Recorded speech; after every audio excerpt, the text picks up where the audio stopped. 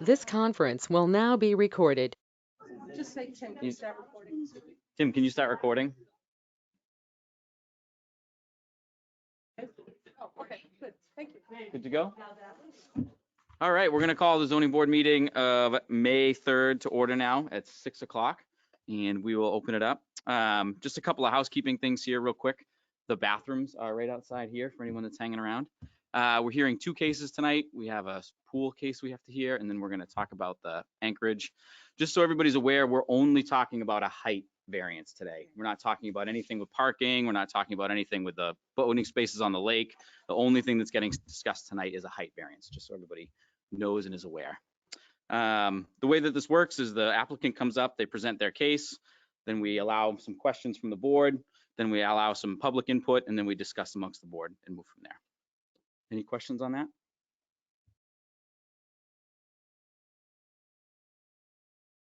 That would be at the planning board. I don't know the date of that meeting. I haven't applied to the planning board yet. They haven't applied to the planning board yet. So that would be where all of that stuff comes up.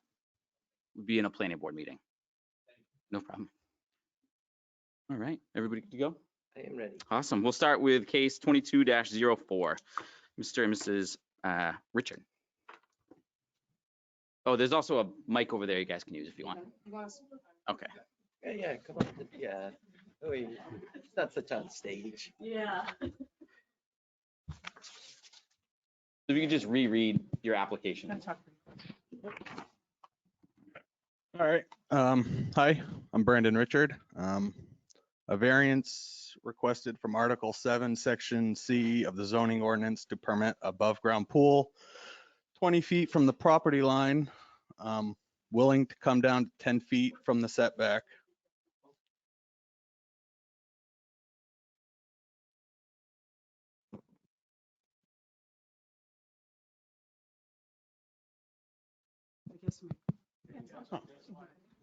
Because you just get a I don't little want to closer. put my mouth on it, but. No, go on. Variance requested from Article 7, Section C of the zoning ordinance, permit above ground pool 20 feet from the property line, willing to come down to 10 feet from the setback if need be. Granting the variance would not be contrary to the public interest because it would be family use only. If the pool were to fail, majority of the water would spill on the property and not affect any neighbor's dwelling or landscaping. If the variance were granted, the spirit of the ordinance would be observed because the pool cannot be moved and we would only use it for personal use. There's plenty of space between the two properties with plenty of trees and coverage. Granting the variance would do substantial justice because my family and friends would enjoy the above ground pool and would be easily more accessible for everyone. If the variance were granted, the values of the surrounding properties would not be diminished because an above ground pool can be dismantled at any time. Unnecessary hardship, owning to a special condition of the property that distinguish it from other properties in the area. Denial of the variance would result in unnecessary hardship because no fair and substantial relationship exists between the general public purposes of the ordinance provision and because in specific application of that provision to the property because there would be more of a financial hardship. It would cost us a lot of money to bring in more equipment for the leveling and fill. Not only that, we have already put $1,500 down for a deposit on the pool and also $700 for the installation of the pool that's non-refundable. The project alone is costing more money than we originally thought it would.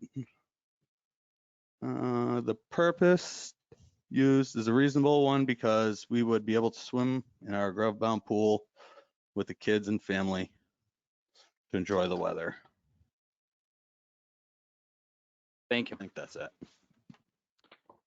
Any questions from last time? You guys moved, did you move this from where the original application was? The original one was, 30 feet? no, it was 20 feet, the original. Okay, I must have misunderstood. But we're still talking about when we came and did a site visit. When we did a site visit, we're still talking the same location, correct? Yes. Okay. The site visit really was a, Yeah. was a game changer for me. I didn't understand it originally looking at it, but the way that their property kind of V's down between their neighbor's property and off of their house. You might want to just review what you revealed or thought about at the site visit and concluded based on the site visit, because you haven't really talked about that. Yeah. Yep. Okay.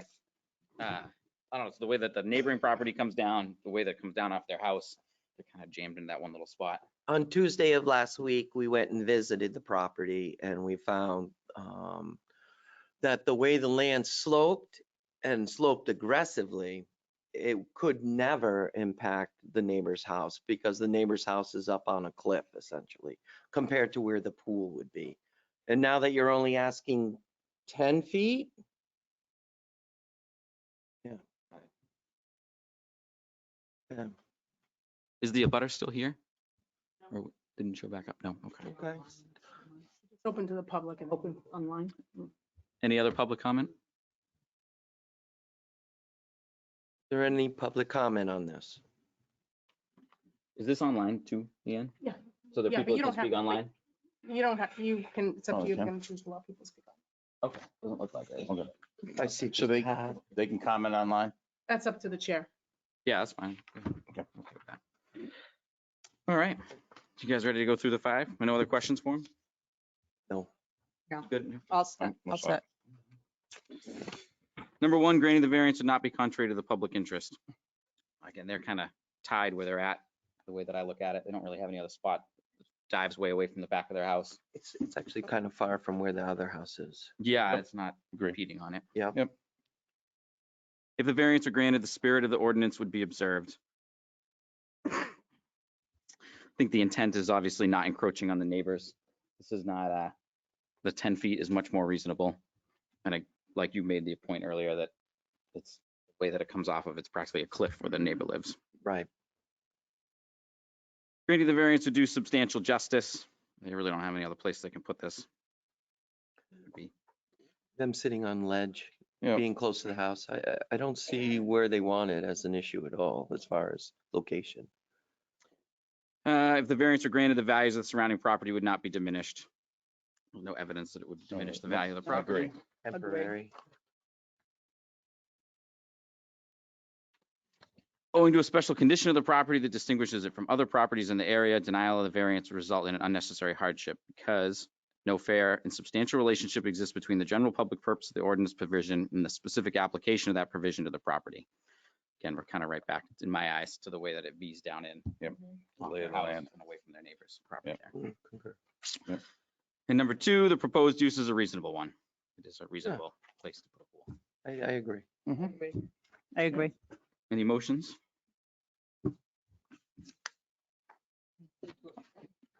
I motion to accept ZB 2204 as stated, allowing 10 feet within the setback allowed for the variance. I'll second that motion. Been seconded. Did we wording that correctly, Leanne, with where it's So you're allowing We're allowing 10. a 30-foot setback where a 40 is required. Is that correct? allowing We're- a 10-foot We're allowing them to come 10 feet into setback. Into the setback. Into So the there'll be a setback, 30-foot setback. Correct. Okay, I misunderstood, yes. You want to word that way? You Yeah, want it worded yeah, that way? 30 feet is the new setback for the pool. Mhm. So we should word the amendment that way. I apologize, everybody. We're a fairly new board, so we're getting our verbiage down. I motion to accept ZB 2204, allowing a pool to be allowed to come in within 30 feet of the setback I'll second it. Been made and seconded again. when 40 is required, yes. Any other discussion? No. All right. Those in favor? Aye. The ayes have it. Thank you. Thank you.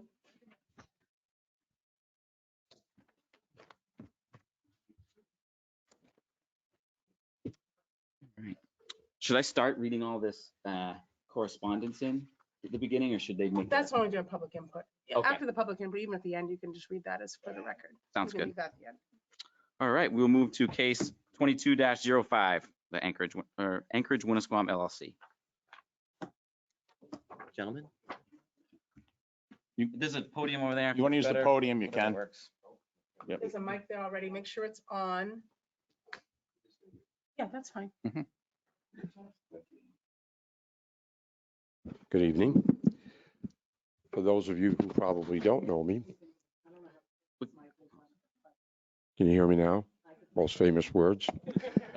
My name is Dan Dadges. I purchased the Anchorage about a year ago, and had different thoughts about what we were going to do with the property. We gave it a lot of thought. I've had a lot of people that have talked to us about what they envisioned or what they'd like to do. A lot of people talked to me about purchasing the property.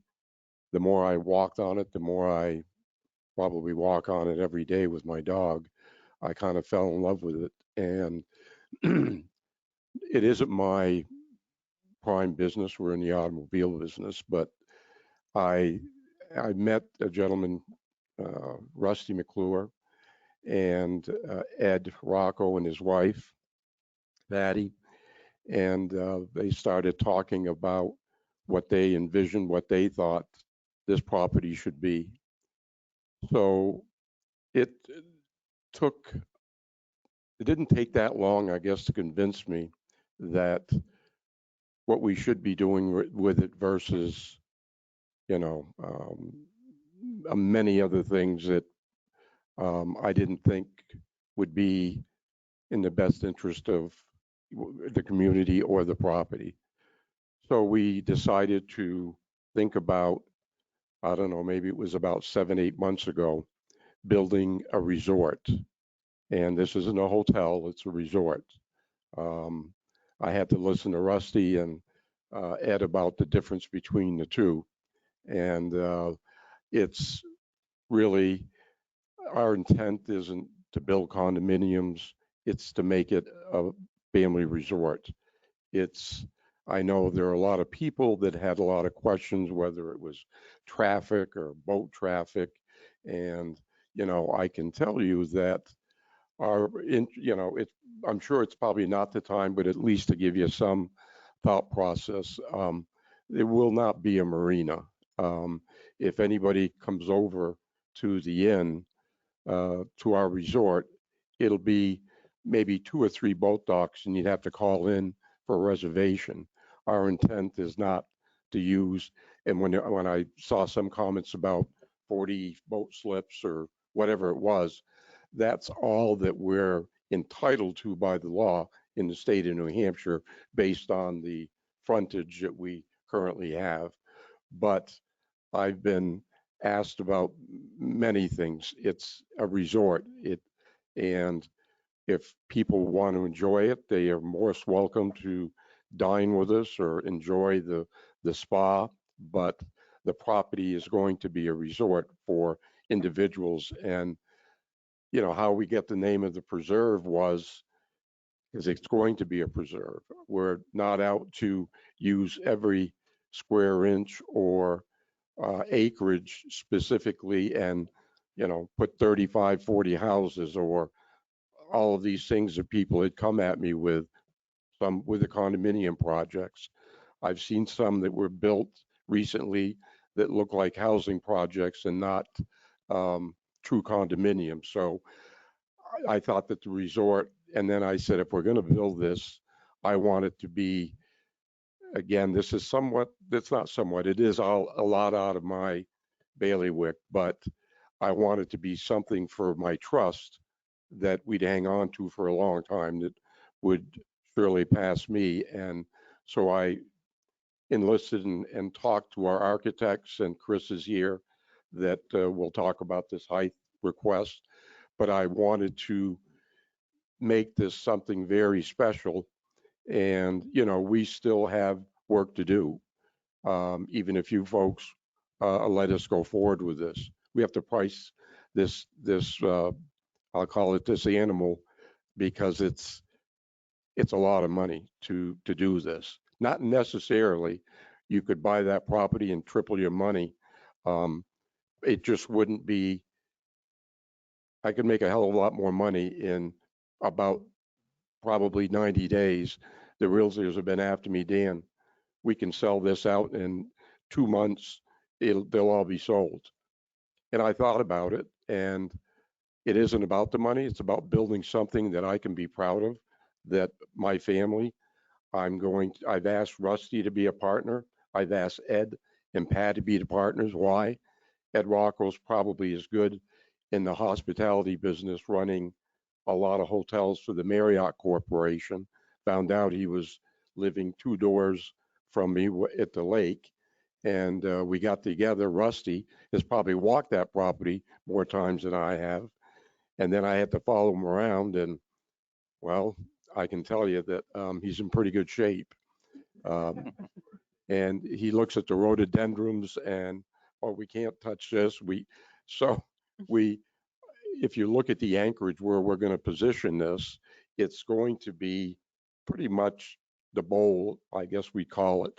But our goals are to make the rest of that property walking trails, cross-country skiing, snowshoeing. It's something that I want to make it a true resort, and something that New England hasn't seen in a very long time. I was at one time an owner of the Balsams Hotel, and I did that with one of my best friends, Dan Hebert. And again, Les Otten came in. He's a developer. He wants to bring it back to its grandeur, which I fully support.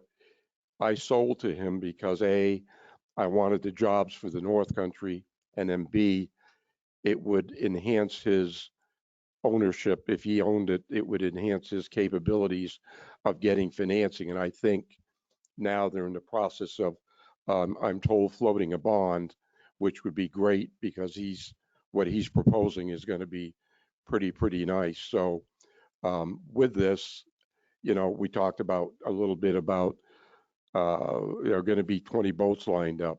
My intent is not to have 20 people pull up on the shoreline, distract the people that are staying at the resort. And I keep saying it's a resort, it's not a hotel. So if we have 2 boat slips or 3 boat slips, you'll have to call in advance to get a reservation to come for dinner. And we talked about traffic studies. Well, the state of New Hampshire pretty much will tell you all about the traffic studies, what you've got to do to satisfy those folks for safety. And when Chris comes up, I would like to have him talk to you a little bit about what we found out about the 20,000 cars going by a day. And if I'm not mistaken, well, it's the same people that are going to Meredith, Church Landing, other great places.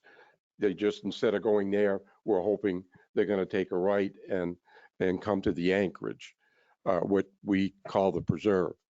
And so I welcome, I think a lot of the things that I've read that some people said, well, what about the traffic? What about the boats? What about the lighting? All of those things were all of our concerns. We don't want 40 boats parked in front of our resort.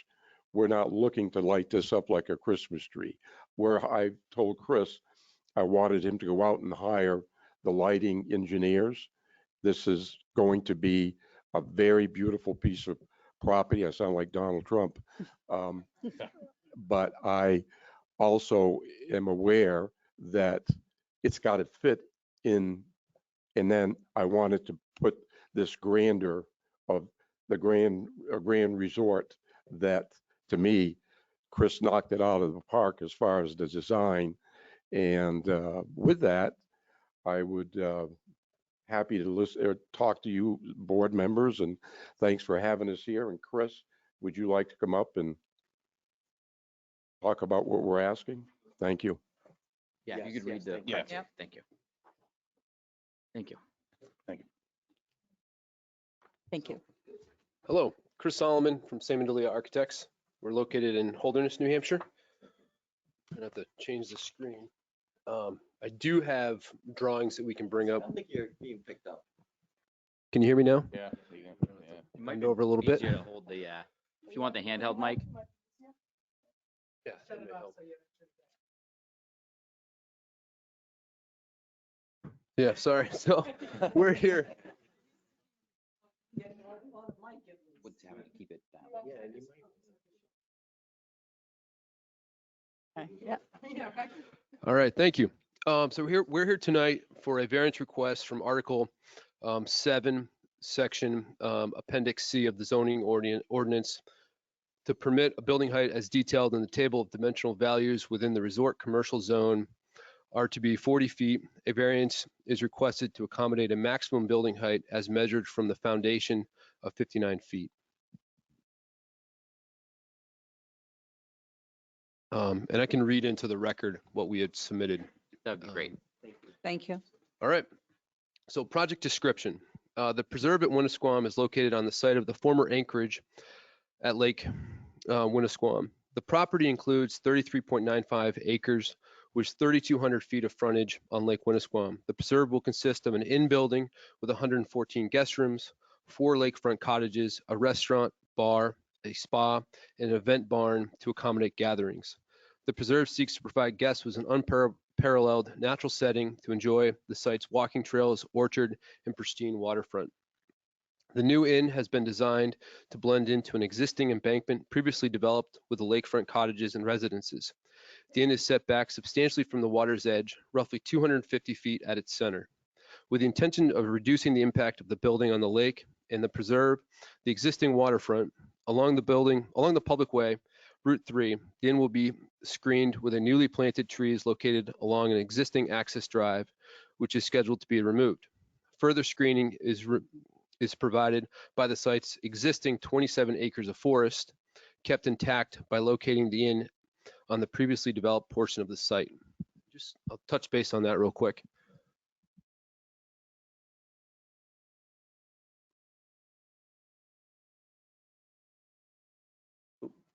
Gotta go slow. So just for reference, the new trees that we'll be planting will be in this section here, which is currently, there's this play in the mouse.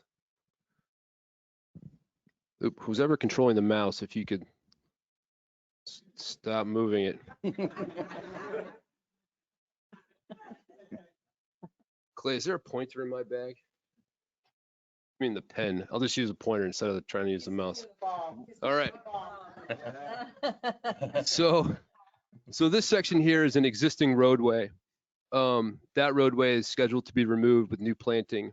And then we do have this 27 acres of forest here, which will act as a buffer from the neighbors. This will preserve the entire shoreline, which is currently undeveloped. Really, the only portion of the site which has been developed, is this section here, which is the bowl. So that's where we've located the proposed new structure. And again, we're looking to preserve this existing, kind of the remaining of the 3,200 feet of shoreline, consolidating development on just the portion of the property that's been previously developed. Of walking trails, we do have, there'll be 2 public wells, which per the regulations of the state of New Hampshire, we're not allowed to develop anything on that property other than walking trails. So that's kind of the lay of the land.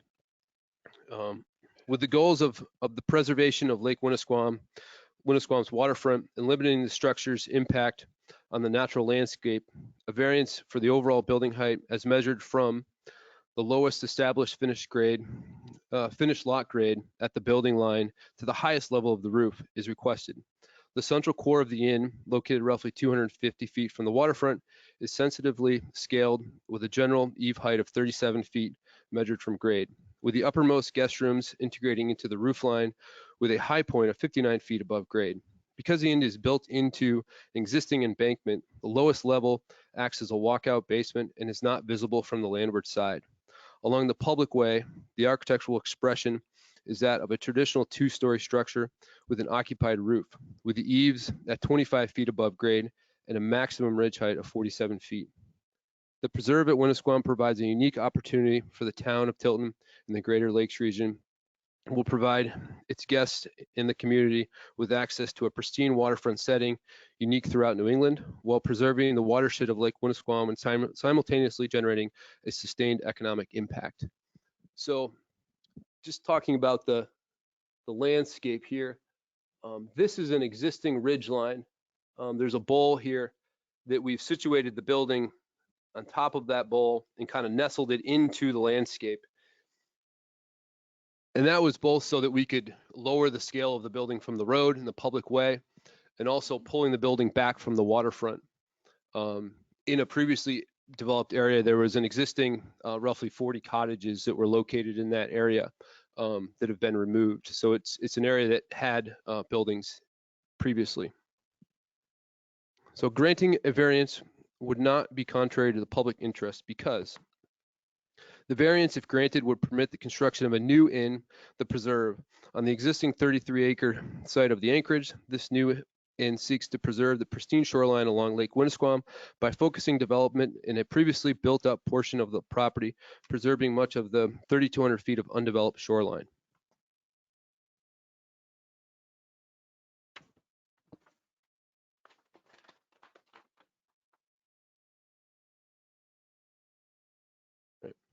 In order to consolidate the overall building footprint and to blend the new structure into a hillside of the previous site of the anchorage, a variance is requested to accommodate a maximum height of 47 feet from grade measured on the side of the public way, Route 3, and 59 feet from grade along the rear walkout side of the building.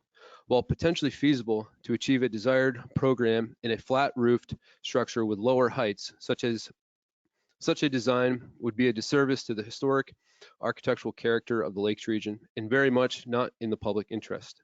Instead, the design utilizes the potential variance to create a sensitively scaled and massed structure that responds to the site's unique topography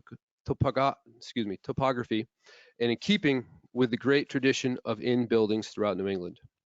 With its undulating, varied roof lines and its gently splayed wings, the proposed building embraces and nestles into the landscape, becoming a part of the site rather than an object within it. Inciting scale and character, and with the provisions of publicly accessible amenities, the preserve will become a destination on Lake Winnisquam for the residents of Tilton and the surrounding communities. If the variance were granted, the spirit of the ordinance would be observed. As worded, the variance permits a height of 40 feet measured from the lowest established finished grade at the building line to the highest level of roof in the resort's commercial zone. On a generally level site, the spirit of this ordinance promotes an appropriately scaled structure of 2 stories with a roof above. As designed, the preserve presents itself as a traditional 2-story structure with an occupied roof when seen from the public way, Route 3, with a major eave set at 26 feet above grade. On the landward side, the roof rises in a series of decreasing slopes to a maximum ridge height of 47 feet. The uppermost floor would be built into the building roofline, serving to lessen the visual impact of the building height, although a significant premium in construction costs. When viewed from the reverse side, the sloping site yields an additional floor level, so that the eave ridge height are respectively 38 feet and 59 feet when measured from grade. The maximum height occurs strictly at the center core of the building, and the flanking wings step down in height and scale, and the building embraces the landscape. By shaping the building to fit the particular site, it can remain in keeping with the surroundings and neighboring structures. Throughout the architectural design is sensitively modulated and detailed to evoke the scale and the spirit of the historic buildings of New Hampshire's Lakes region. A variance, if granted, would permit the consolidation of a relatively compact building footprint, allowing to preserve to minimize its impact on the overall site. In this way, it observes the spirit of the ordinance throughout the construction of the building, whose scale is in keeping with the site and the surrounding community, while maximizing the preservation of the natural waterfront. Just with that note, we're currently at roughly 17% impervious, where we would be allowed to build up to 30%. If we were to expand this building and stretch it around the shoreline, it could nearly double in size if wanted per the town regulations. The preserve seeks to provide a granting the variance would be substantial justice because the preserve seeks to provide a world-class resort experience on Lake Winnisquam while limiting its impact to the shoreline's natural landscape. Designed within existing areas of development, the preserve maintains 3,200 feet of wooded shoreline unique to Lake Winnisquam.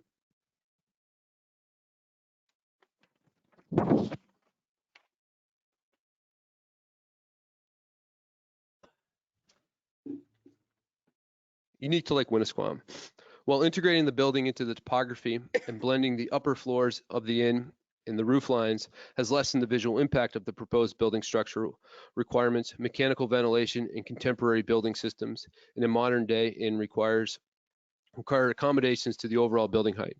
The preserve seeks to minimize its lakefront impact while providing a significant economic contribution to the town of Tilton and the surrounding communities. 4, if the variance were granted, the values of the surrounding properties would not be diminished. Properties surrounding the preserve will see an increase in overall property value following the construction of the new inn. As designed, the preserve will be a luxury 4-star resort, providing a local lakefront community with access to a world-class restaurant, spa, beaches, woodland walking trails, and a pristine waterfront. The proposed inn, as integrated into the previously developed hillside overlooking Lake Winnisquam, so the principal area of activity will be limited to, if not less than, that of the previous occupant of the site. The existing extensive forest will be complemented by additional trees planted to screen the preserve from the neighboring properties. The project's wells will be located in an existing woodland along the western boundary of the site, and when combined with adjacent existing wetlands, creates a significant vegetative buffer to residential neighbors to the west of the site. The forest will be managed and rejuvenated through the forest management plan being developed by an arborist in collaboration with a land planning architect. Additional plantings will screen the central parking lot and maintenance facilities. Finally, removal of an existing access drive along Route 3 will permit planting and additional trees and vegetation to screen the building from the public way. From the lake, the main inn structure is nestled into the existing curved hillside and is set back approximately 250 feet from the shoreline at its central point. This distance, coupled with the existing trees along the shoreline, will screen the inn from the residences across the lake. The gentle curving plan of the inn focuses activity inwards onto an existing grassy lawn, sheltering it from road noise along Route 3, but also containing and screening resort activities from neighboring properties. Lastly, it is the intention of the preserve to provide limited and controlled waterfront access to the resort with the effort of keeping boat traffic to a minimum, preserving the natural setting for guests in the larger community. So it really is the goals of the preserve is not to create a marina out of this property. We'll have a few boat slips here for if people do want to come for dinner, they'll have a reservation. Again, very few boat slips. And this entire cove here, which is really a spectacular piece of the property. The goal there is to promote human-powered boat traffic, is canoes, paddle boards, and that's really one of the kind of profound features of this property is it's not on the big lake. This is on a smaller lake, and that's welcomed where we wanted it to be a comfortable and inviting space where people can come and go in a canoe and kayak and enjoy the lake. So 5, unnecessary hardship. A, owning to a special condition of the property that distinguishes it from the other properties in the area, denial of the variance would result in an unnecessary hardship because 1, no fair or substantial relationship exists between the general public purposes of the ordinance provisions and specific application of that provision of the property because.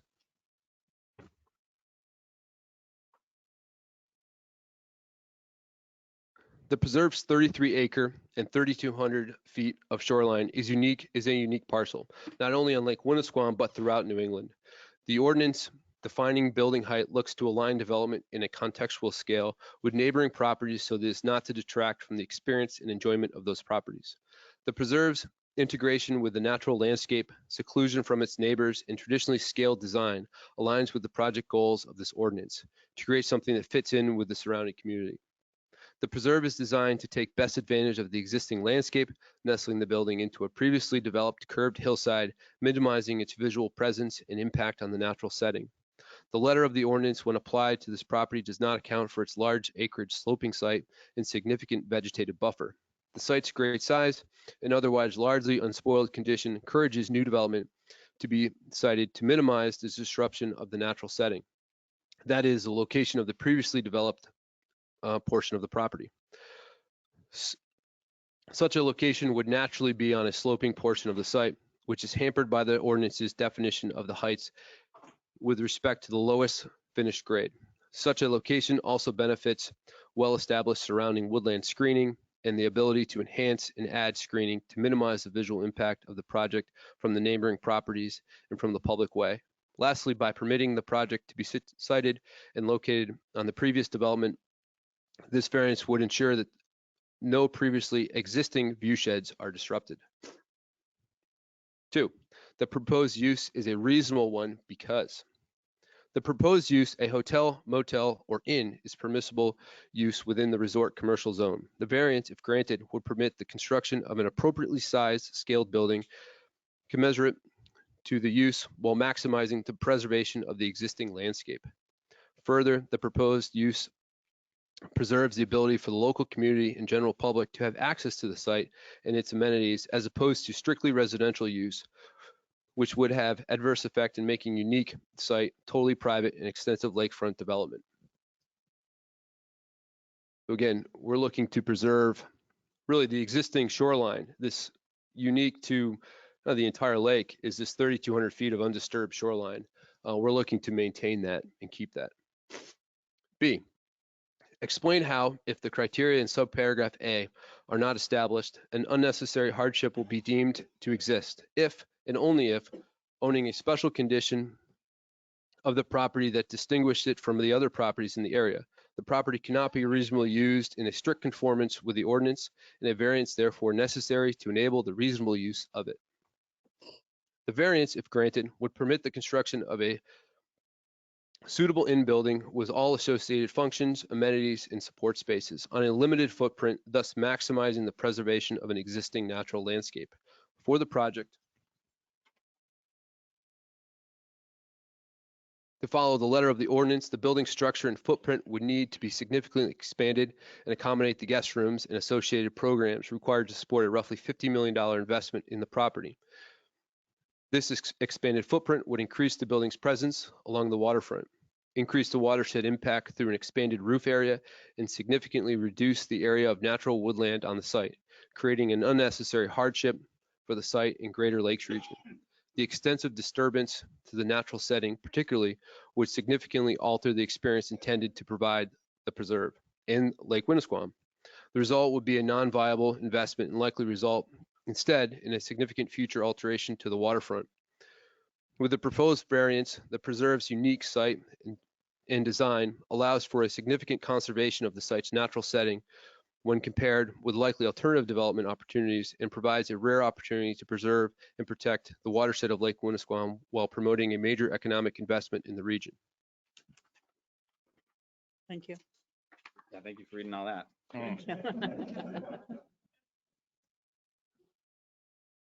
Anything else to add right now? I can go through the plans and kind of explain stuff. Yeah, that's if you'd actually like. a great idea. So, all right. So we're looking at the site plan here.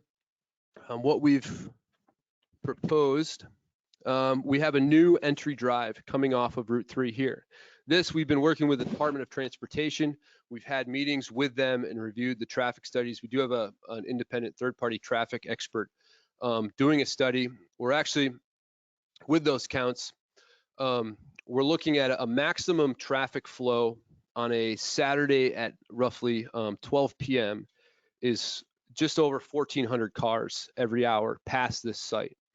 So with this piece of property, we'll have roughly 43 cars will be added to that traffic flow in the eastbound lane and 43 in the westbound lane. So again, 1,400 cars. Actually 1,464 cars with 45 in the eastbound and 45 in the westbound would be the impact on traffic here. So, and with those studies, there's typically a 10% flow calculation taken. So even with the extensive variances within that, we're only at a 3% variable there. So, again, 45 cars being added in each direction.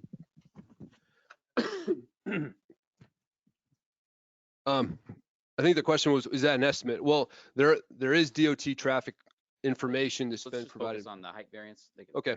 Go over that. Cool. So as you come into the property, we have a parking lot here, which would serve the inn. As you come around, you then arrive at the inn itself. Again, that's situated along this gently sloping bowl. You come around and then come back out of the property. We have reviewed this with the fire department. They've reviewed the traffic flow for fire apparatus vehicles, and they've approved this, as well as the building department. They have no issues with the building height. Why we changed versus it was coming is so that by then they get to see the beauty of that they could look at what it is that they can do besides just pulling off the road on this. They actually drive through.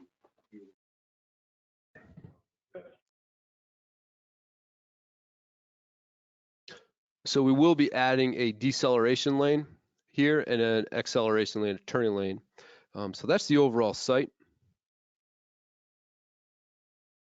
If I can move to the next page. So again, this was provided a site section where you can see we've provided a section, and this was taken from Route 3, kind of if you're out on site where the guardrail picks up as you go around the corner.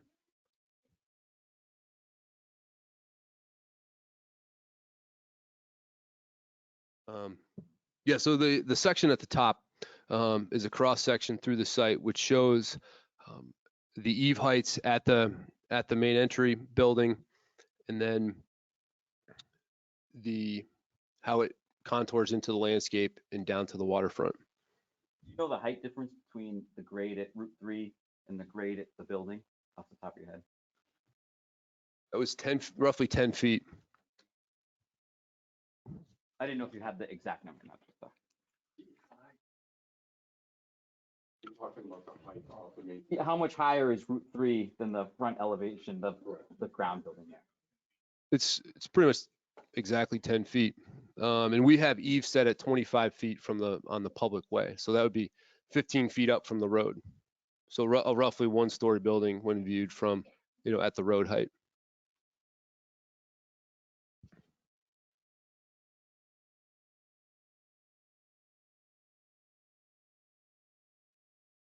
Again, the elevations. And again, we've contoured the building. We've built the top floor of the inn into the roof line to lessen the impact, the visual impact of the building, and to provide better scale.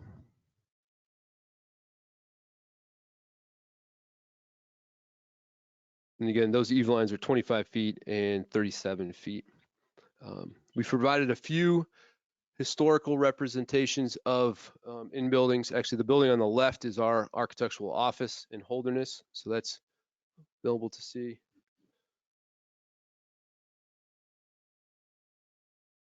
Cross section of the building.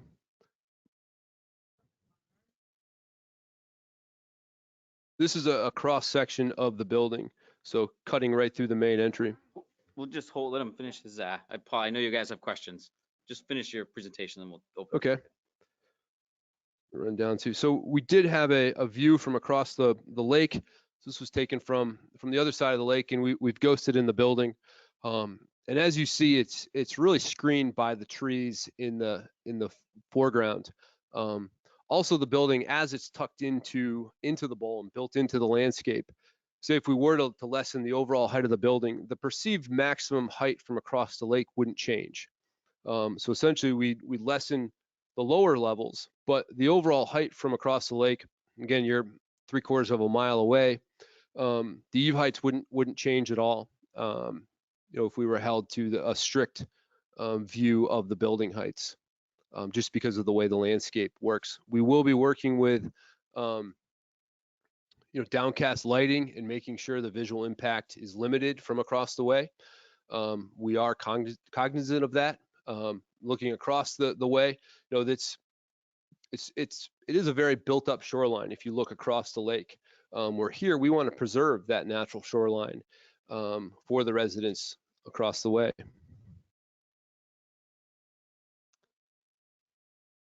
And then we have a watercolor of the building of the main entryway. Again, really trying to be in keeping with the architectural character of the region.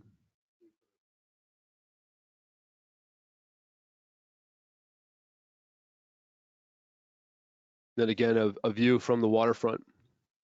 We do have one existing boathouse on the property that would remain, and that would be the only boathouse on the lake, on the property, excuse me. Any other, have any questions? Do you have any questions right now? I kind of was thinking we would just open What's it up. the overall length? You have it on the sheet, but it's so small. Even my readers don't pick it up. The overall length of the building, and this is what I'm looking at. It is so impossible. Let me use my Look at that. 560 feet. Okay, thank you. Age. Time for some new readers. I gotta utilize it while I still have them. Yeah, so that's one thing to note is, we could keep stringing this building out along the shoreline and extending it. We do have an extra, we could essentially double the length of the building and still maintain under the 30% impervious. So we're really focused on preserving the shoreline, and we don't want to do that. We want to be here and focusing on just this one portion of the property that we want to develop and preserve the rest of that unique shoreline for Lake Winnisquam. I was gonna save my questions kind of till the end when we start talking about it and let the public speak, unless you guys have specific stuff. Pressure right now. For sure, for sure. Anything else you want to add at the moment? All right. Just hang here for. Yeah. We'll start with any butters. Actually, before we do public, I'm going to read some of the correspondence we got just into the record here for the sake of it. Just as a housekeeping issue.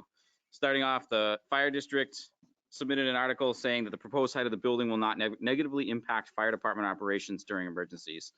The type of proposed construction, combined with a complete sprinkler system and other life safety features, significantly increases occupant and building safety. This increased safety helps minimize the need for access from the building's exterior. That's from Tilton Northfield. That's from the fire district, yep. The town building inspector, the site plan review is conducted with the architect and engineer for the project. The plans indicate a proposed hotel, restaurant, function hall, which exceeds the maximum allowed building height specified in Tilton zoning ordinance. The designers were advised that providing the building meets the height and area limitations set forth in New Hampshire State Building Code 2015 IBC. There is no objection from the building inspector. Then we have a letter from the town of Belmont, just for some context. At our last meeting, the board ruled that this was a development of regional impact, and that gave surrounding communities an opportunity to look at it and respond. And they said, please be advised at its meeting of April 25th, the Belmont Planning Board discussed the development of regional impact notice for the Anchorage Winnisquam. Due to concerns about congestion, traffic, and impacts in the area, the Belmont Planning Plan has requested to be kept informed of the status of the project. The board requests to be added to the list of abutters for future notifications. So they just asked to be kept abreast of what's happening. And then this is from, doesn't go, Elise Husa. I'm not sure. Oh, she's from 749 Laconia Road in Tilton. She's asking that we not allow a massive hotel to be constructed on the former Anchorage property. I'm sure you're aware this area is already congested in the summer. At times, Laconia can be backed up. This hotel only contributes to this issue. It hasn't anything to do with what we're talking about tonight. It will likely be an eyesore and block the lake view, especially if the 59-foot roof line they are requesting is somehow approved. Please don't allow Tilton to become like every other crowded, expensive, generic vacation town.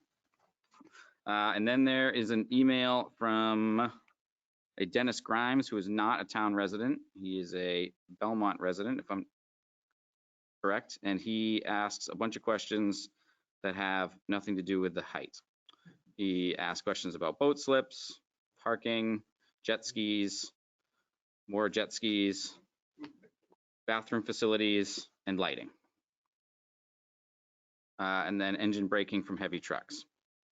So I just don't see anything in here that pertains to the height. Also, not a resident. And that is all the correspondence. So we'll start with anybody that's in a butter. Anybody a butters that would like to speak. If you just, when you get up and speak, you're just gonna have to use the Oh, microphone. sir. Use the and, mic. and you're gonna Oh. read your, just tell us your name and your address, get address, Hi, right? Alan Bedell. I'm in a butter right out front of the Anchorage. We need your address. Yeah. 715 Laconia Road. Thank you. The thing I know it's about the height, but you brought it up with the access road out front. We're just Oh, here to no, discuss. height. sir. Sorry. Planning board. have a chance You- Planning board is the place to go talk about traffic. Folks, Voting. we're doing a variance tonight on height. We're not doing a variance on anything else. Well, I hear you, sir. They propose what their whole plan is and the context for what's going on. And your concern is warranted. Sure. Just But not the outlet right now. Tonight, we're here for a variance, and this is not the town planning board. So that'll be public notice. You will be able to go and voice your concern, and you should. Mhm. But tonight, we're here to talk about height. We're not talking about dock space or anything else. Height. So if you have a concern about the height of the building, we welcome you to come to the microphone and speak your piece. State your name, where you live, and keep it concise, please. Any other butters? Come on up, sir. Yeah, Come I'll up, sir. just start with the butters, just Yeah. for keeping the butter.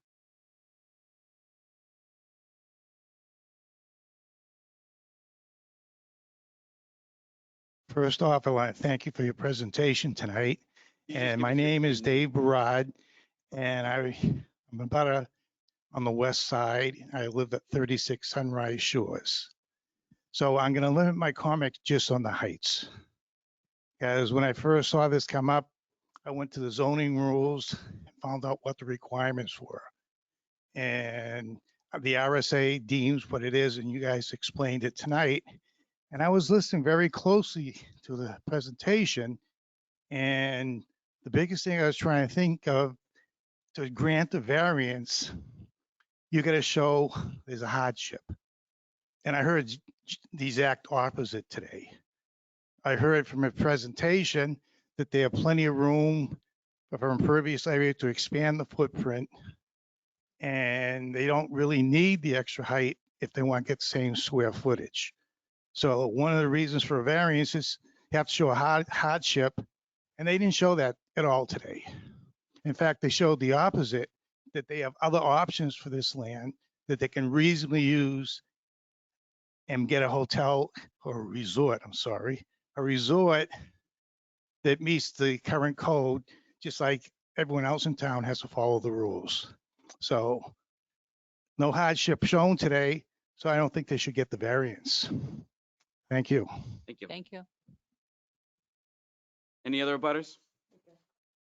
He's not. Yeah, no, it's okay. Yeah. Oh, I am Sherry Bedell. I live at 715 Laconia Road with Alan.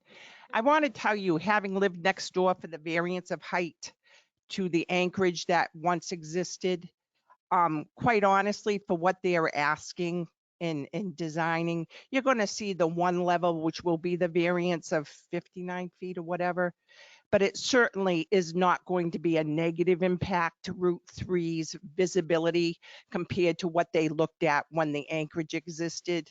Having been the neighbor for 12 years, what is designed and being submitted certainly will be a positive situation as far as the beauty. And Danny did tell the truth. He does walk the property every day with respect. thank you. Thank you.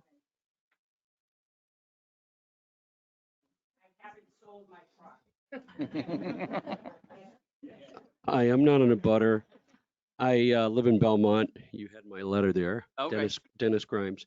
So my letter was really more to what the planning board and everything is going to be. But I commend them for the design. It is a very nice design.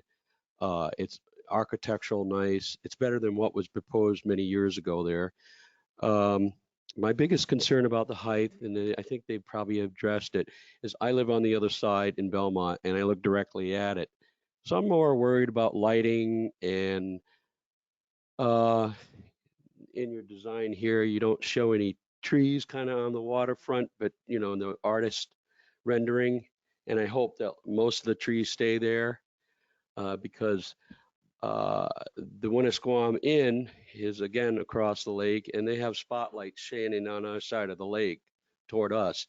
And sometimes it's like, just looking at you're looking at a spotlight. So I hope that you work really well with lighting and noise control. I don't have a problem with the height as long as I'm looking over there and I see something, not very obtrusive, and if it was a big, huge, like a big box hotel or something, yeah, I'd be really upset. But this has very good architecture in it.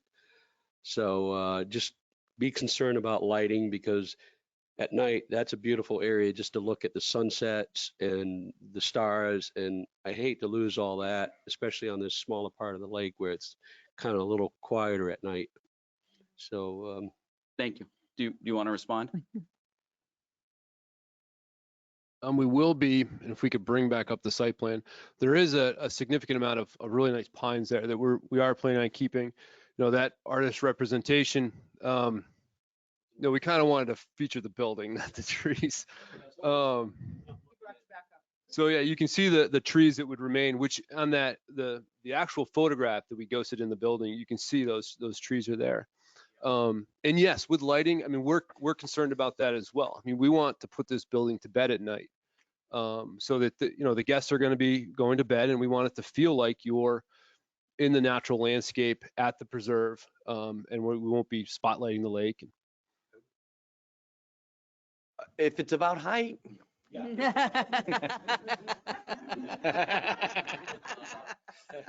well, that's good about the height, and I just worry about, again, with height and lighting, is that the trees there will hide sliding glass, patio doors and stuff like that. And again, my comment is I don't want to see like a huge shopping mall type look across the way. So I don't know if there's any kind of glass kind of stuff that can be incorporated into that, so that you're looking over there into the trees and you're not seeing all these windows all there shining out at you, something that would not. I think a lot of that we actually thought about. Fine, but Dan, do you just mind being in a microphone just for the record? Thank you. we talked about the height. We talked about the look from you folks on the other side, and the building itself will be cedar shakes, and the color of the cedar shakes is so it will blend in. And if you notice, we didn't take the hotel and put it right on as close to the waterfront as we could, because I don't want an open, I want the trees to stay. I want that. We looked at, for example, the apple orchard, and all of the trees had died. So we brought a machine in, took out the orchard, and we're going to replant the whole apple orchard. Our spa will be pretty much overseeing that apple orchard. So again, when you take a look at this property with this rendering, whatever it was, 3/4 of a mile, you can see our neighbors to the right. You'll see them a lot more than you'll see us. The lighting engineer, a lot of the things that you folks are concerned about were exactly what we were concerned about. We're concerned about noise from the traffic, where to put this building to have the least amount of noise. We were concerned that we didn't want 25 boats pulling up and not having control of those people on our property. We were concerned about a multiple of things. One gentleman asked me, maybe it was the gentleman that spoke a minute ago about snowmobiles. No, I can't talk about that. yeah. You're going up. Ed, why don't you come up and. Thank you, Dan. My name's Ed Rocco. I live at 21 Dockham Shore in Guilford. My wife and I will be the eventual innkeepers if we build this lifelong dream of ours. My wife and I have about 60 years of experience, but I'm going to talk about height. And, they say New York is the city that never sleeps. Well, in New England, we're in bed by 9. So I want to just share a couple of things. We're going to have blackout drapes, as any fine hotel would have. We'll have shears, blackout drapes. You know, the occupancy for the year in this hotel, for it to be successful, is going to be about 48 to 54% blended occupancy throughout the year. So in peak of summer, even in the best of conditions, right, you'll have poor weather, you'll have cancellations. If we run a 92%, it's probably going to be high for us in summer months. We're looking at 25% occupancy, January, February, March. But again, getting to the height as occupied rooms come into play, there's not an occupied room, the lights are out. For those that are checking in as early as 9 o'clock, the building starts shutting down. Our public space, if you will, our restaurants and lounges are going to be sitting much lower on the property. So across the way, I don't think you're going to see much of that. You're probably just going to see some of the dormers up top. And again, we'll have blackout curtains at night as the building's put to rest. Thank you. Yeah, so That, so again, that height is well under, but for the planning meeting, we're happy to go through the whole program into that. the ballroom, and they're not above the, you can build The that height. regardless of how high the building. That's correct. Right. Thank you. Thank you. Any other questions? One last thing about that is that being I'm 3/4 mile away, if anybody part of the planning board or the ZBA or anything wants to contact me, I'll invite people over so they can look at it directly across from the lake. Thank you. I would imagine. Kevin Murphy, Murphy Lane, 25, Tilton. I come up from Boston because we hear all the scuttlebutt about, I've been on Murphy Lane since 1976. And we all get nervous. What the hell are they going to put in there? Well, I find out tonight after listening just for height, it sounds like a great idea. You have my support. I'm a neighbor two properties over. So Thank I you. hope the rest of them are in favor of it because I think it's good for the lake. Thank you. Yeah, go for it. Hi, I'm Rich Fournier. I live on Tucker Shore Road in Belmont, right across from it. I foresee somewhat of a problem with the other gentleman talking about no hardship. There really isn't a hardship for the 59, but the problem is if you come down with a hardship, that means it becomes bigger. It becomes, which is a problem, obviously, because it uses more of the property. So it's a give or take thing, but I'm not quite sure how you get around that as the zoning board, having been on the zoning board for many years myself in Belmont. So it doesn't specifically say in the hardship that just because there are other options doesn't mean that a hardship doesn't exist. That will be for us to discuss. I agree. I agree. and find One other thing I'd like to throw out to the owners and the developers, you keep on talking about conserving the land. How about a conservation easement so that it doesn't get developed down the road when you guys that leave? sounds like a great planning board thing. I agree with that. I agree with that. But you know, you talk about the height. The height does affect the parking because it affects how many rooms are in there. You know, that's what 30 something room is 30% of the project. So that does affect the parking. It does affect all kinds of things.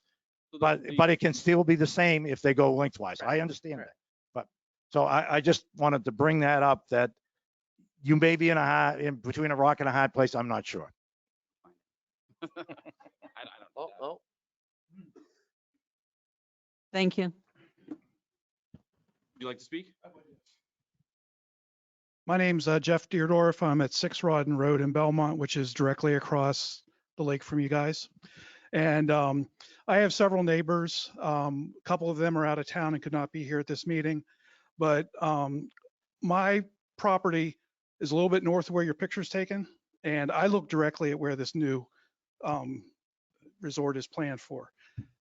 That's also where our sunsets are. I spend a lot of evenings down there as well as all of our neighbors. I really think 59 feet is too high. I think a lower elevation would be a whole lot better view for me looking at my sunset every night. It's just my opinion. I know my neighbors have asked me to relay the same message to everybody. I'll let it up to other people, but I'm just telling you, my view is directly across. And if I could say anything, I'd say, please keep it at the lower height that they've, if you could. Thank you. Thank you. Is somebody else in line? Hi, my name is Leif Martinson. I have a seasonal cottage around the corner at 38 Lake Road. My question is about the height specifically and more about the process. If the zoning board sees fit to approve this variance, does that set a precedence for future projects? And is that something we need to be worried about? No, there's no precedence case to case. I'm correct on that, right? I'm not. Yeah. Thank you. Hi, I'm Bob Goober, 18 Lakeside Drive. I live on the other side of the lake. I was wondering if I could ask a question about the height relative to the original drawing that was up, which shows the site plan, the multicolored one, if you could bring that up. The one that has the line in it? The first drawing for that the architect was speaking to in the beginning for a long period of time.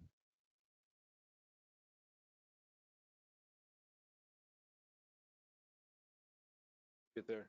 Thanks. Oh, yeah.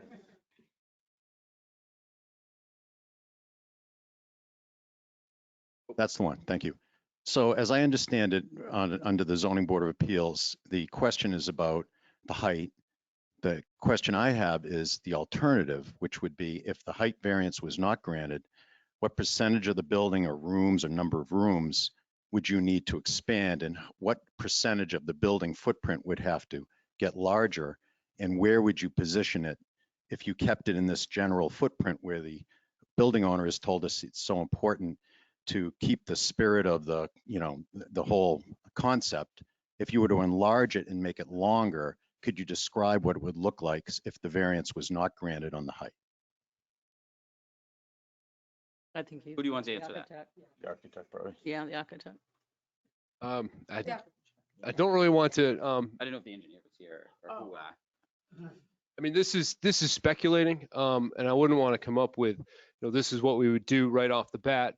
But because of the lengths of the building, it was talked about, which is why we ended up with this footprint. Is it would likely mean that we would break this up into multiple buildings on the property, and we would start to develop at the point and into the cove. Just because we'd want to keep the scale of the building at the right size, so it would mean significant impact to the shoreline. If we were to kind of back to your statement that there is a hardship here, and it is the shoreline and the waterfront that we're looking to preserve, rather than building two other buildings on the property. Another in-building in the cove, and then another in-building kind of in here on the cove, and then a second in-building out on the point. I think would be the next iteration if we weren't to build in this one area. Does it answer your question? Does it answer your question? I don't know where he went.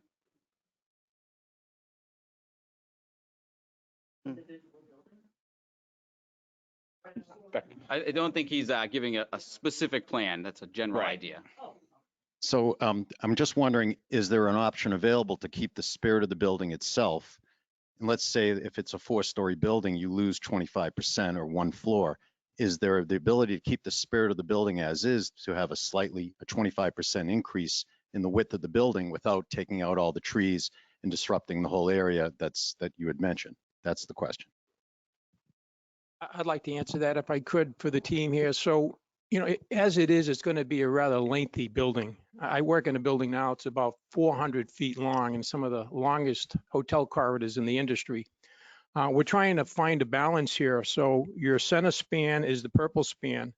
If we were to branch it off further to the right into the apple orchard, it would probably impede the guest experience rather significantly. It could be a rather lengthy walk from the guest registration desk to the far wings of the hotel. That would be a detriment, I think, certainly for the interior and for the house guest. One of the, it's like you build a foundation for a home. Color. Starting at the grade level, and then we're putting a cellar, which is part of this 60 feet. Yep, that's correct. If you looked at this on grade without that cellar, what would that height be? We're at to the eaves on the roadside. We're at 25 feet to the eaves. So 25 feet is what we are about. And what we're doing is our cellar is going to be part of our rooms. That's where you get the height, the difference. And it's not like we're going up, we're using the cellar for,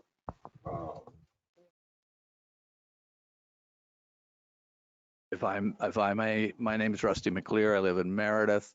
If you look at a picture of the building, you want to roll it up one.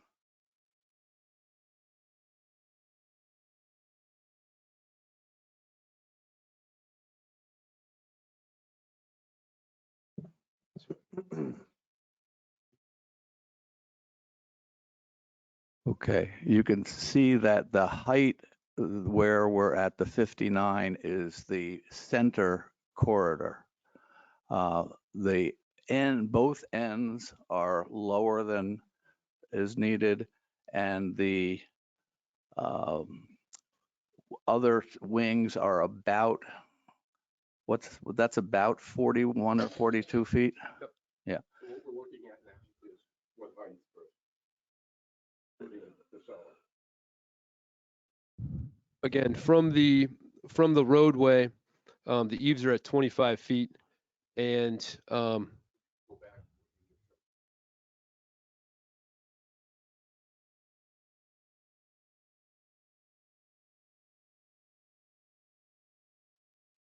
so at the roadway side, the eaves are at 25 feet, and then we peak out at was it 47 feet at the roof line? So, right. Yep. So we're using the cellar for that. Right. And, and I just wanted to point out to you folks also that if any of you have been to Church Landing or in Meredith Bay, that building is 47 feet high. It's 3 stories of height and a roof. And but we also did it into the ground, so it's a little bit odd. But this is the bulk of this building. You see the 2 wings on each end. That's more than 50% of the building. So more than 50% of the building is a lot smaller than you would think.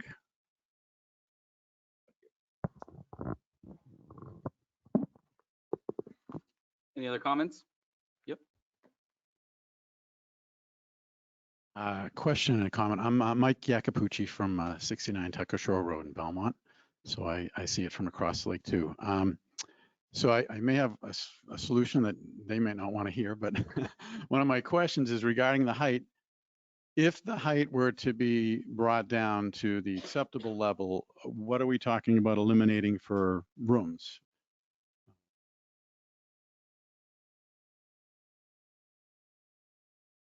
So we'd be eliminating the 3rd floor, but we wouldn't be eliminating rooms. Again, we would be, this project is, hold on. The room count would remain the same. It would mean an expansion of the building.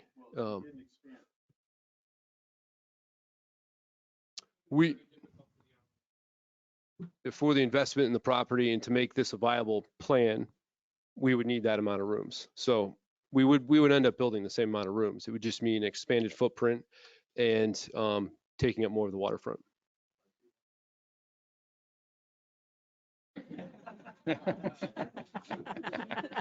Well, and I know a lot of this is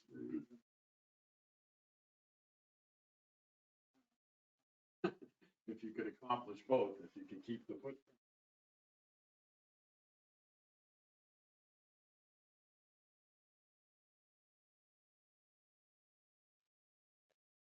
Your thoughts are about the height, what you're saying. But again, I'm not clear on exactly what.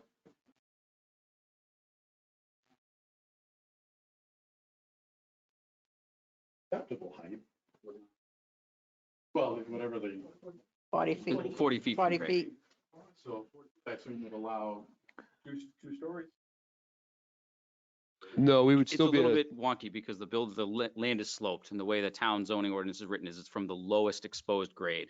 So it's from the lake side where it's multiple stories, where this measurement's coming from. Right. Um, Numbers on smaller.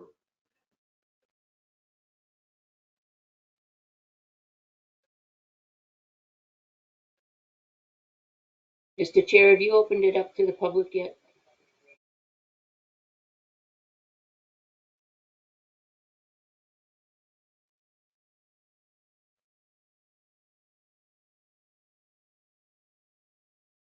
all right, thanks. Thank you. Any other questions? Going once? Have, Going have twice? have you opened it up beyond just the neighbors? Is that an online question that's getting asked, Leanne? Yes, I do. Hello? I have a question.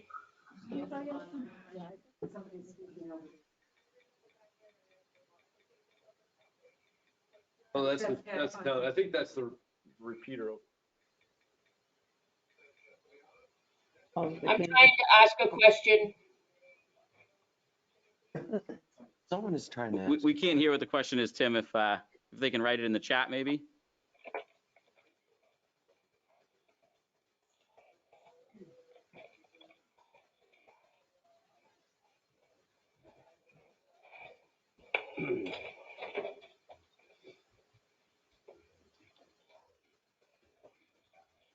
Go for it, Pat.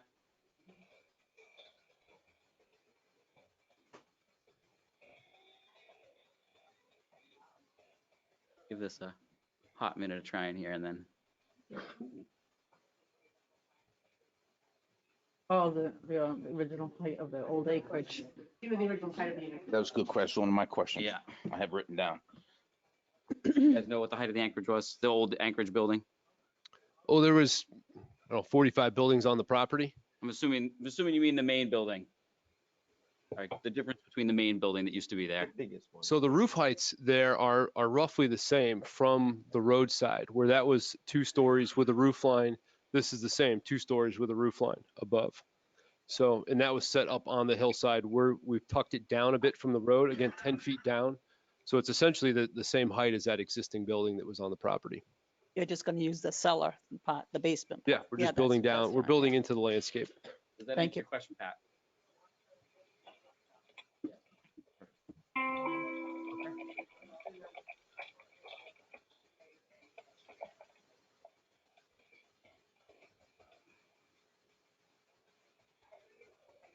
Yeah, and I think the benefit here is for the sunsets is, minimizing the size of the building on the property in terms of its length.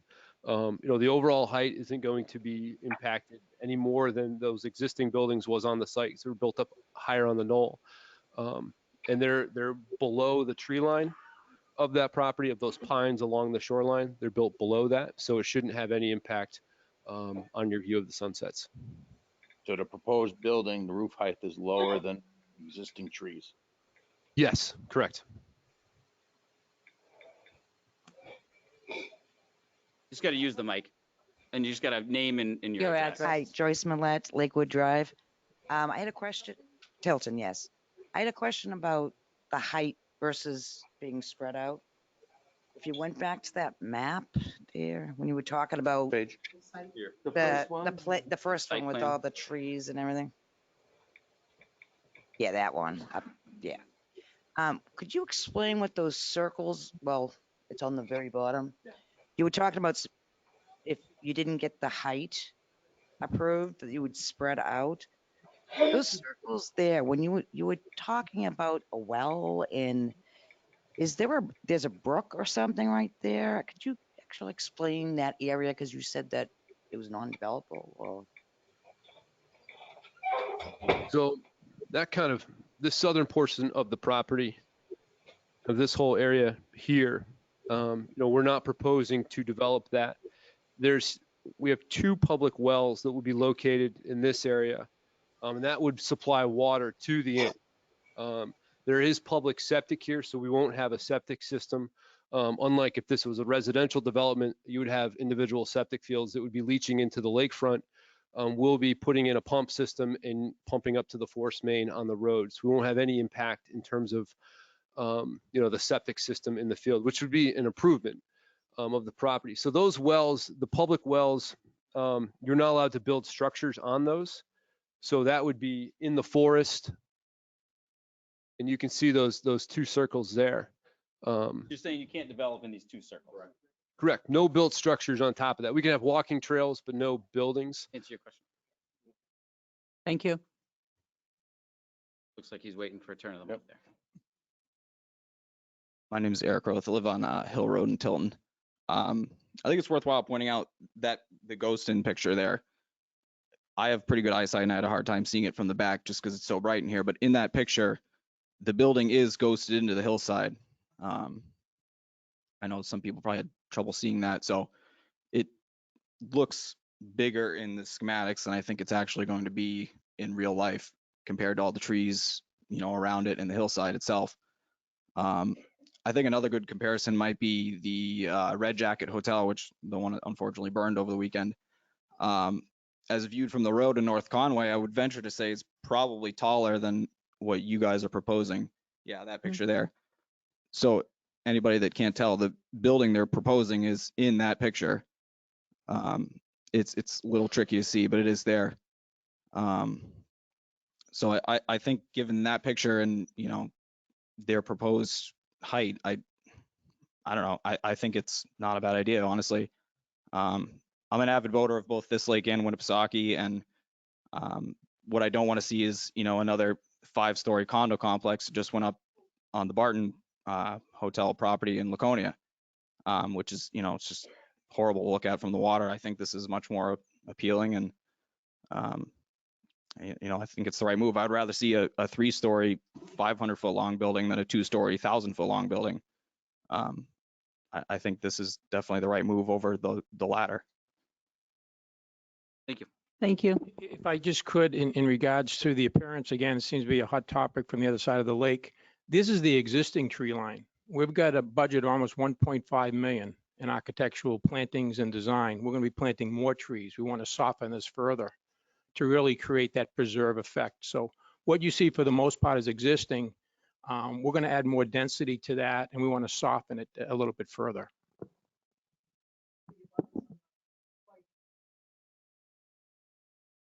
Yeah, so that side, we do have a vegetated buffer. Right? Yeah, you're gonna have to speak and put that question to the record. You have to come to the mic. Ask it for you. And yeah. Does it pertain to height? Because we're talking height tonight. No. Okay. I have it. As long as it's about height. Okay. Yeah, Okay. going up. So if you are granted this variance, and your reason for it is the hardship is you don't want to expand, what guarantee is there if you are granted the variance that you won't then expand as well? Oh, Sherry Fournier, Tucker Shore Road in Belmont. Yeah. They'd have to come back again for the variance. They'd have to come back to the board to ask. But I'm just saying, like, their reasoning right now is just so they don't have to expand. So I know they still have to go through the planning board as far as the footprint of the building. But like I said, their reasoning is that they want the variance because they're not going to expand. So if we say, okay, you can have this variance, but then they decide to expand, but they don't expand any higher, they keep it at the 40. I'm just curious what. We can put contingencies on granting a variance that would say, hey, we'll give this variance, but part of that variance is you can't expand your footprint any larger. That would be one outlet. Mm-hmm. But we haven't had a chance to talk ourselves yet. Just to follow up on that is, this whole project fringes on, creating that unique experience of the preserve, preserving the shoreline, preserving the walking trails. So I think, if in the future, 30, 50 years from now, who knows who's going to own it, what's going to happen. At that point, they'd have to come back to the zoning board and ask for in the planning board and to ask for that. Because who knows what's going to happen, 100 years from now.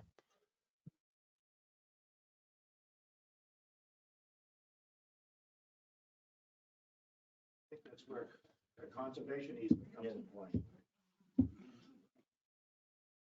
I, absolutely. Sure. Hi, I'm Donna Iacopucci, 69 Tucker Shore Road in Belmont. We're right across. We have a view of the preserve. And my question is, you've been talking a lot about the walking trails, and I know we're talking height. I know, you brought it up. I just want to know, is that open to the public, these walking trails, or is it just for people on the resort? Okay, thank you.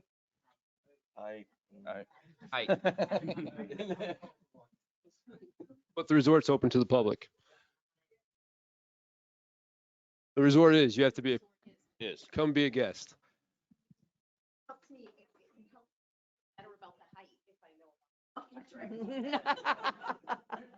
Is there any other public comment? I don't see it. Oh, one more. Uh-oh. About height. Hi. Sure. Hi, I'm Dave Barati again. Sunrise Shore, just to the west of this. By the way, I didn't mention, I'm an engineer, by the way, and I read regulations all the time. And I've been paying really quick attention over here, and I still haven't seen a hardship explained. In fact, I just seen the opposite. They've been explaining reasonable alternatives if this isn't granted. So if there's any reason for hardship, I'd like to hear it. Because what I'm hearing is reasonable alternatives. If we turn down this variance request, there are reasonable alternatives. And by the definitions in the RSA, if there's reasonable alternative to use of the land, then you shouldn't be granting the variance.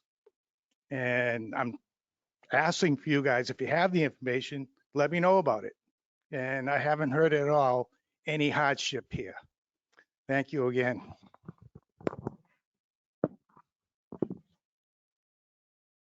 You like to address that at all?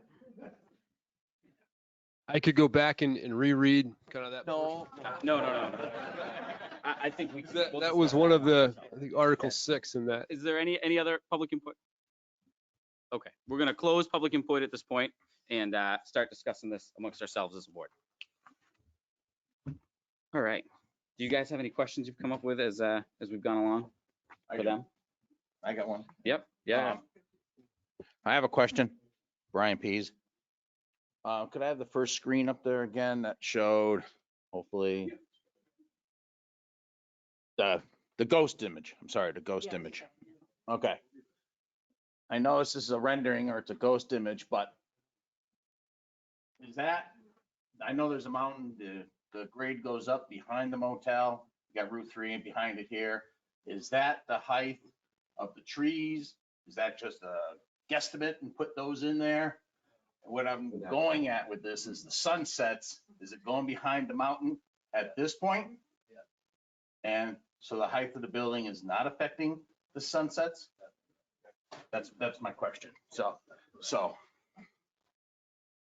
those are the heights of the. That's an actual photograph. We Okay. didn't Photoshop any of that, the tree line. So there is the tree line on the shoreline is in front of that, which is a little lower. You can see it's darker. But the sunsets are going behind the mountain there and the trees above the building. Yeah. Do you have this same image from Route 3 on your, I didn't see it today. Yes, we do. Do you have it on this presentation? Yeah, I missed it today. Yeah. Yeah. So this image, we didn't add in all of the trees, all of the landscaping, and actually how grade is going to be infilled so that you're level with the property. Yeah, that was just ghosted in.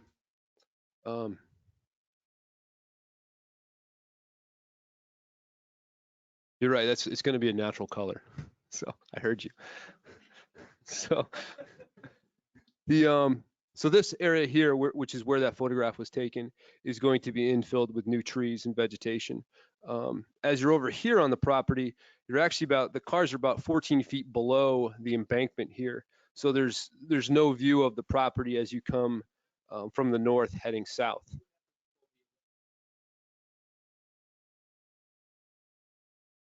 And then here we have, new trees and plantings being added in the foreground. Can you go back to that last one? Sorry.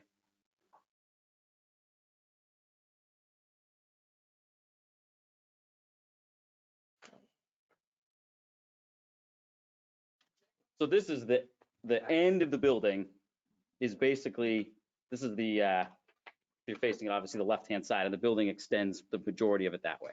And then you're talking about developing this further with more vegetation. Okay.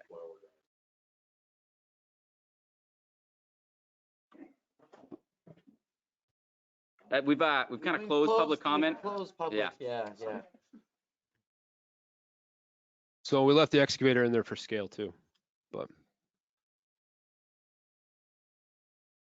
Anchorage was right here. There's another building kind of up here. Oop, mouse is over in this area too. There was another group of buildings.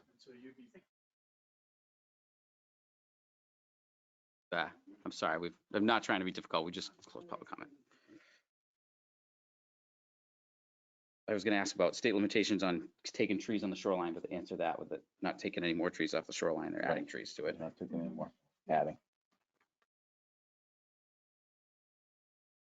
Lighting, they talked about a little bit, my questions here.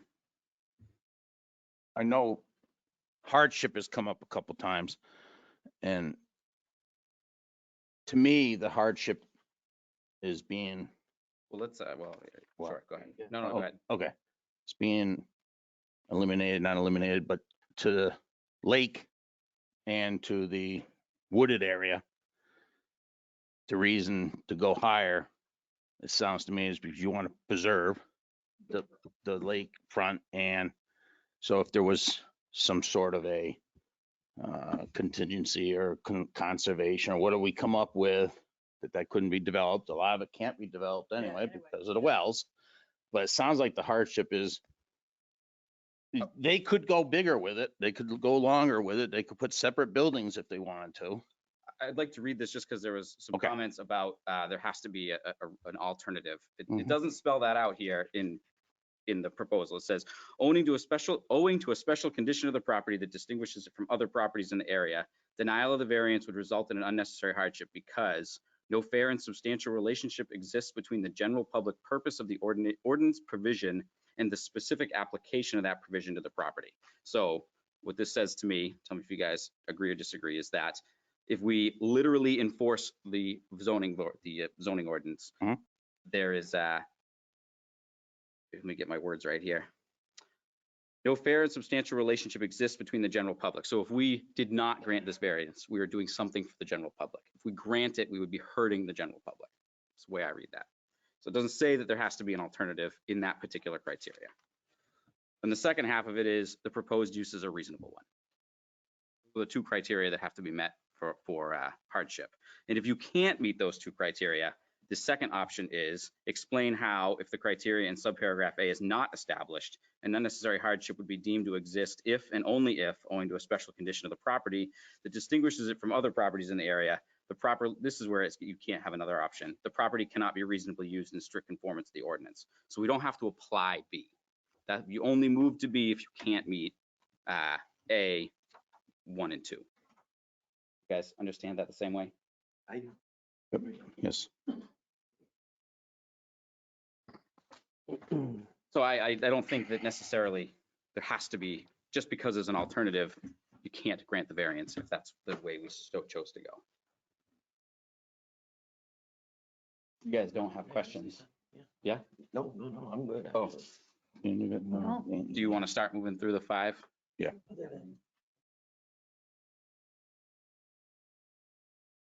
They're asking for a variance for this building, and the building's length is, we were told 560.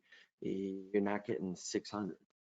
I'm on board. We haven't gotten to that thing, but I would agree that part of the deal on this variance is to make this project happen. So this is the project. This is what the great variance is granted for, not this project and then another hotel building built 2 years from now. They'll have to come.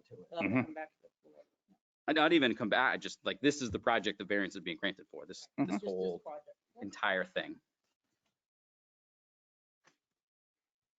You want to start? Start all 5? Oh, no, sorry, not you specifically. I know I have to do it. Would we like to start with the 5? Moving. Yes, yeah. I think Eric was just saying that he wants the variance for this piece of building, not expand this building and then go up another Yeah, like they 50, can't do 59 anything feet. else. That's what I was saying. That's what he was saying. This size of this building. Okay. That's it, and it's locked in. Okay, granting the variance would not be contrary to the public interest.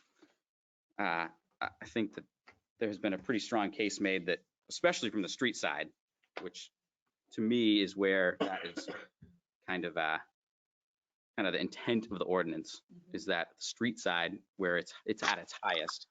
I mean, this is basically, it's obviously a much larger building, but as far as its vertical profile, similar to what existed there. The lakeside, I think you made a great point that this is well below what is the height of the trees. The points about sunsets and the profile of the lake is important. I think it was a good point that a lot of the height gain was from like cellar position too. Building into the hillside. Good point.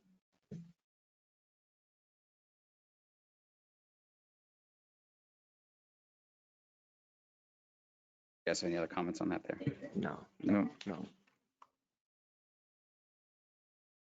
If the variance were granted, the spirit of the ordinance would be observed. So it kind of goes to the same thing here. The spirit of this ordinance is about not having monstrosities built in the places. I think one of the things that I think about with these things is we're not deciding whether or not a hotel gets built here. We're deciding whether or not we allow the height of the hotel. I think that the spirit of the ordinance, as it's spelled out in their application, is to have a building that fits. You could put a Hampton Inn, which might meet the height requirements if you put it down low on the lake, but wouldn't fit the property as well. That especially. I would agree. I think everyone needs to remember this is commercial resort zoning. Right. It's like something's going in here.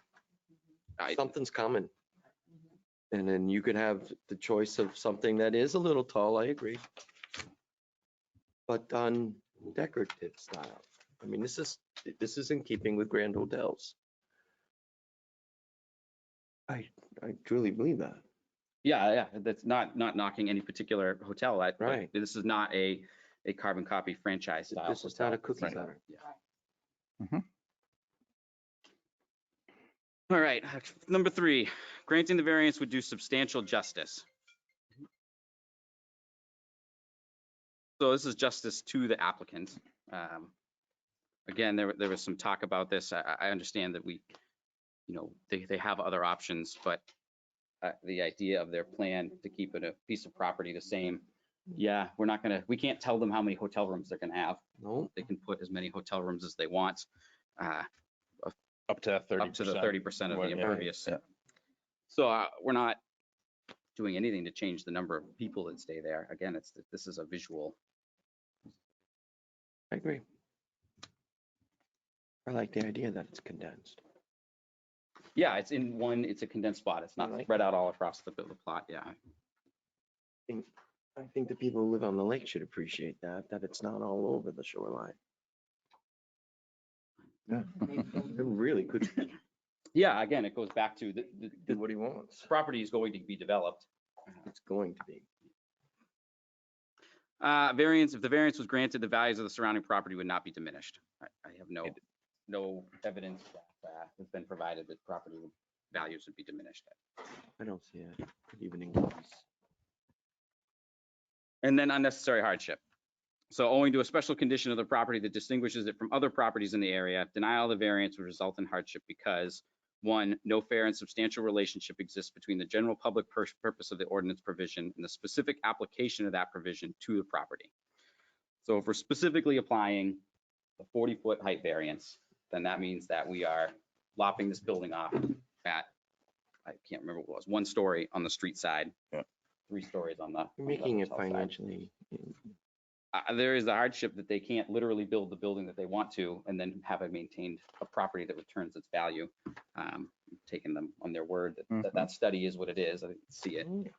I don't know about cost. I know that when you build a house, it tends to be less expensive to go up versus out. there's a little bit of a hardship, I think, that could be made there as far as forcing a larger concrete footprint. You guys are making me do all the talking. Yep. Yeah, you're love it. doing well. You're doing a great job. You're saying We're that. agreeing. Out on my own here. And again, this is a pretty unique piece of property, owing to the special condition of this property that distinguishes it from others in the area. I mean, I couldn't think of a semi-undeveloped 30 acres that is in a commercial district or resort commercial. That's a pretty unique property of itself. That is not a sprawling development on a body of water. I mean, my goodness,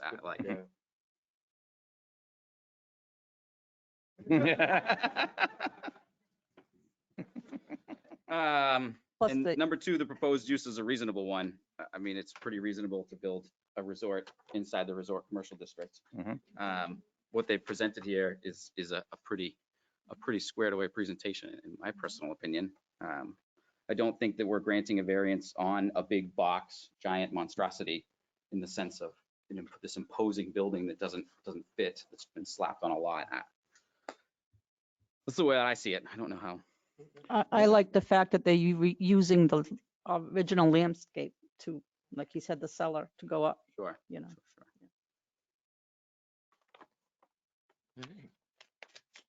I would like to, if we move to approve this, attach onto the end of it that this is it. Like there's no expansion of the building. Your variance goes for 560 feet, which is the length of your construction of your hotel. Yeah. Just on the existing. The proposed building. Yes. You can't come back and do, we want 700. And I don't know, I'd be interested too, the other half to know, I guess it was 10 feet, so then the math out. So this is really 37 feet from Route 3. So that's the only thing to consider as far as its exposure above the visual view of driving down Route 3. There's some height gain in the road itself. Yeah, instead of 47 because of the roof. Yeah. Right. Yep. It's 10 feet lower than Route 3.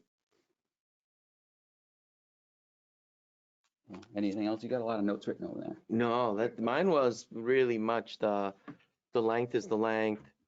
I did think about the hardship when that gentleman did come up and talk. And I do like the idea of the appropriation of, making the edges softer with plantings, yes. So I have It worth. 560 the number, Chris? I think it's there's some fractions at the end of it. Yeah, you're definitely going to want to be concise on that.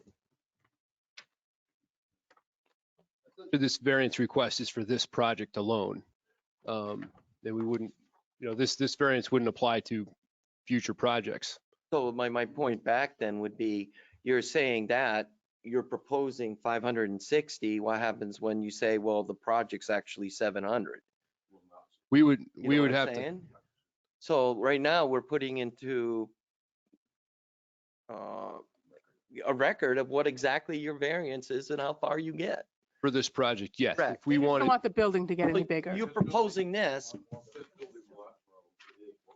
correct. This So is, what I'm asking for, what is the length roughly? And I would guess a little larger than smaller. It's 560 feet and 3.5 inches. 3.5 inches is what. So make the maximum. Make We'll the say max 570, 580. You're not getting 700. As the operator, I don't want it. Yeah.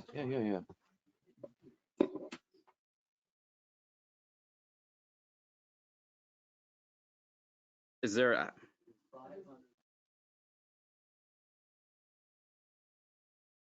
545, you say? So 560 is plenty?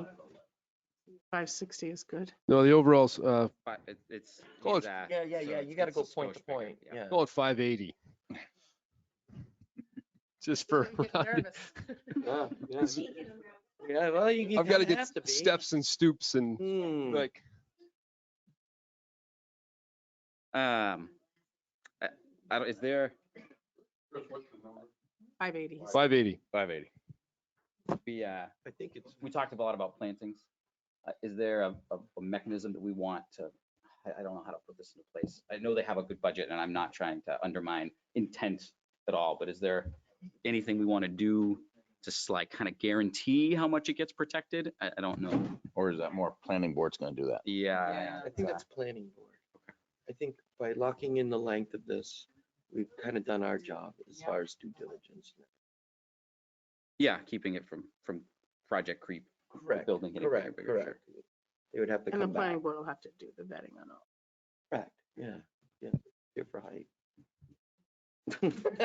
Yeah, that's what I keep hearing. All right, let's call. You guys, I'll accept the motion if you guys are good. We're good. I can make it here. I make a motion, we do them in the affirmative, so I make a motion that we approve zoning board case 22-05 with the contingency that it has a. For variance, and you just read all that. Yes, The yeah. length of that. Okay. Make a motion, we approve zoning board case 22-05, a variance from Article 7, Appendix C, to allow the construction of a building with a height of 59 feet where 40 is allowed, with a maximum length of Building 500 footprint of- building footprint, building length of 580 feet. Yep. I second it. Any discussion on that? Moving. All right. Those in favor? Aye. Those opposed? And it passes.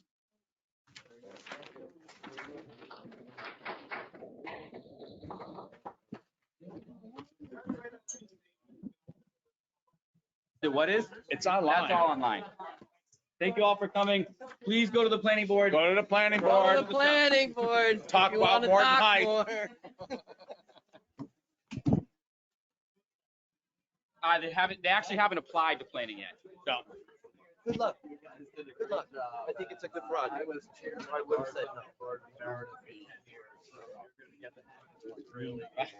Thank you. Yeah, he's doing a good job. Good to have a legend. Yeah. Appreciate it. Good to have a legend. Thank you, Rusty. Thank you. Thank you. Yeah, it's a Thank beautiful you. project.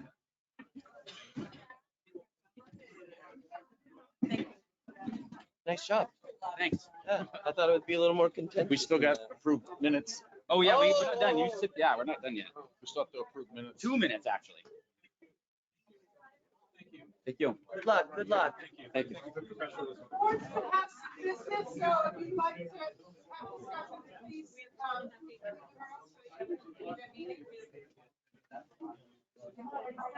All right. We have to approve the minutes of our site visit Yep. and our last meeting. Thank you. I don't know what I did with them. I asked everyone to leave. No one listened to You me. want me to say? Call to order. Here's our It's last April meeting. 19th. Folks, if you could just move out so we can continue our meeting, please. Thank We you. can't talk over you. You have such a powerful Thank voice. you. I know. That's from Coach. Must be a school teacher. I know, is that a teacher voice? That is, that that isn't when I'm mad though.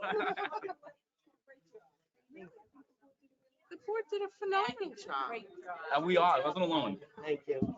All right. I guess we can wait till they leave. Yeah. Whatever. Be easy. Now, you got the easy part. Yes, that was, put that right to bed. You handled that. All right, any motions to accept Tuesday, April 19th of 2022's minutes? Meetings. Meeting minutes. I motion to accept the meetings from our last meeting The minutes. on the minutes. Minutes. I'm so tired. On Tuesday, April 19th, 2022. I'll second that. Seconded. Those in favor? Aye. The meeting minutes are approved for April 19th. Yeah, In May, yeah, yes. that's Yes. the 17th, I think. Yes. Yeah. We have another meeting? Yes, the one's a site visit. Yeah, we have the normal one. Normal one, right. I yeah. also would need,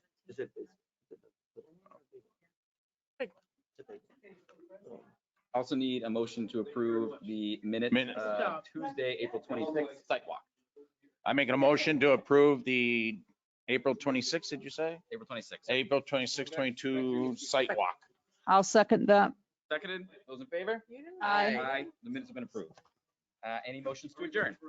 I Motion to motion, adjourn. Not here. I motion to adjourn the Tilton's I'm not. zoning board, given that Today is the 3rd of May 3rd of May at 17:50. at 17:50. When you have your real Oh, meeting. military. 1950. Second? I'll second it. Second it. Those in favor of adjourning? Aye. Meeting is adjourned.